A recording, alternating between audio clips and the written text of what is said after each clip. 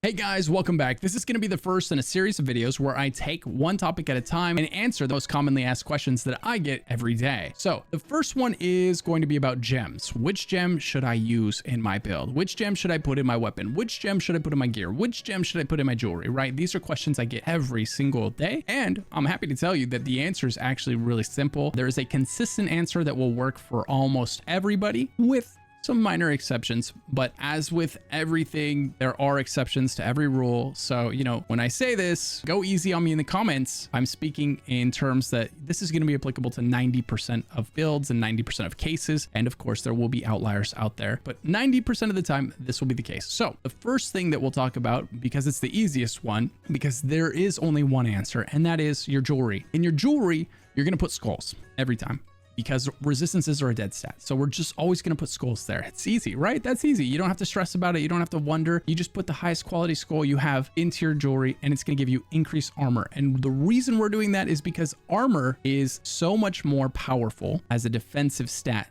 than any resistances, right? 100 armor is giving you resistance against melee attacks, ranged attacks, and every type of elemental damage you take, right? It's defending against all of those things. Elemental resistances, like a topaz, for example, we put one of those in and it's giving us lightning resistance, and that's it. That's problem number one, which normally would be okay because we would use these gems to fill deficiencies in our resistances. We would have some resistances on our gear and we'd go, oh man, my cold resistance is really low. So then we'd slap a sapphire in there to fix our cold resistance problem. But in Diablo right now, and the devs have come out and acknowledged this today publicly, that resistances don't do a lot. In fact, they're way less important than they intended them to be, and they're going to fix this, but not until season 2. So we've got 4.5 months of resistances kind of being a dead stat. That's a harsh word for it, but that's what they are. There's no reason to want them on gear. There's no reason to want them in your jewelry, right? Or on your jewels. So we're going to use skulls because all the other ones give you resistance to something. So we're going to take skulls. That's going to give you armor, which is way more valuable than resistances. And that's easy. Boom. Jewelry sorted, right? You know what to put there on every character for all time.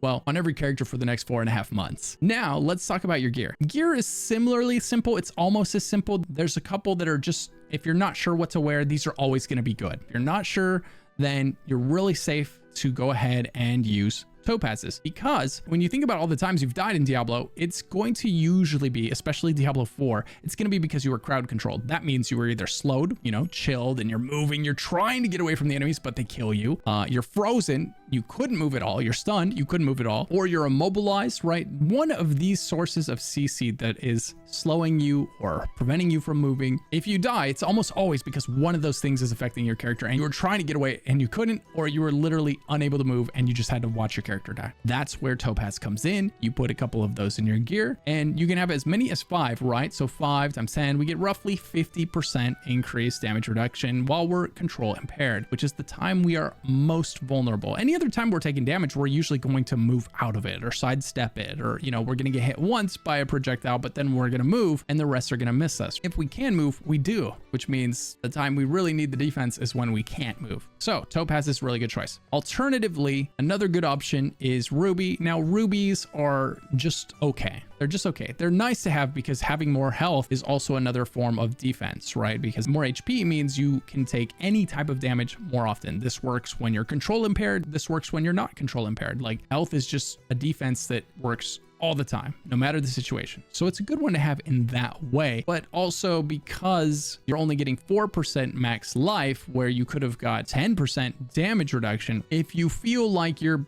gonna do a pretty good job of moving out of damage when you're taking it, the damage reduction is going to be much more significant stat for you. If you are not confident in your ability to move out of damage even when you're not control impaired, then maybe the ruby is going to be a solid choice for you. Now, last but not least, the weapons. On your weapons, there's a kind of easy way to determine which one you're going to need. For instance, if you are running a build that emphasizes dots, like you focus on doing dot damage, let's say you're running firewall and all you're going to do is fire damage, or you're running some kind of blight dot and all you're doing is blight damage. Like, let's say your main source of damage is dots. In that case, you're going to want to go with damage over time from your amethyst. And the main reason is because the alternative options are going to increase your critical damage, and dots dots can't crit. So if dots are a significant portion of your damage and you put a gem in that increases critical damage to certain things, that gem's doing nothing for those dots, and you could have put something in. So if you're a dot build that focuses on dots, you're going to go for the amethyst for increased damage over time.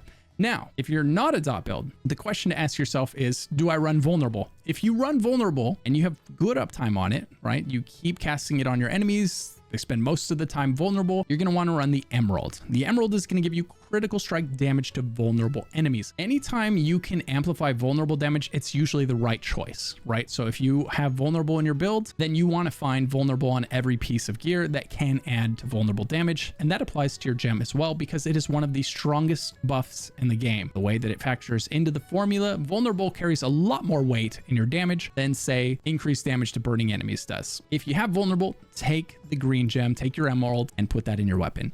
Now, if you aren't making enemies vulnerable reliably or consistently, then probably the next best choice is going to be Royal Sapphire. This is going to give you critical strike damage to crowd-controlled enemies. Almost certainly you are slowing enemies, you are freezing them, you are stunning them, or you're pulling them, you're sucking them in, right? Like there's going to be some way that you're crowd controlling enemies. And while you're doing that, you're going to be increasing your critical strike damage to them. Remember, that counts for slowed, it counts for stunned, it counts for immobilized, it counts for frozen, right? Anything that you're doing, if you taunt them, that's a CC as well. If you're doing anything to control their movement or slow their movement in any way, you're getting this buff. So you would use this if you did CC the enemies, but you didn't have a good source of vulnerable, or maybe your vulnerable uptime wasn't so good. And then finally, the last kind of common one is going to be, let's say, overpower damage from a ruby. If you're, say, pulverized druid and you're going to focus on having lots of overpower damage, then there's a case to be made for taking overpower damage from a ruby, especially if you don't have vulnerable and you're not looking to amplify your vulnerable damage. But for the most part, if you have vulnerable, run the emerald. If you don't, you can probably run the sapphire. And if most of your damage is coming from a dot, you're going to run the amethyst. That's it. Pretty simple. Jewelry is always going to be skulls. Topazes are always going to be useful in your armor, or rubies, or some mix and match of the two. And on your weapons, you're going to run emeralds. If you need vulnerable damage, you're going to run sapphires if you do crowd control, but no vulnerable.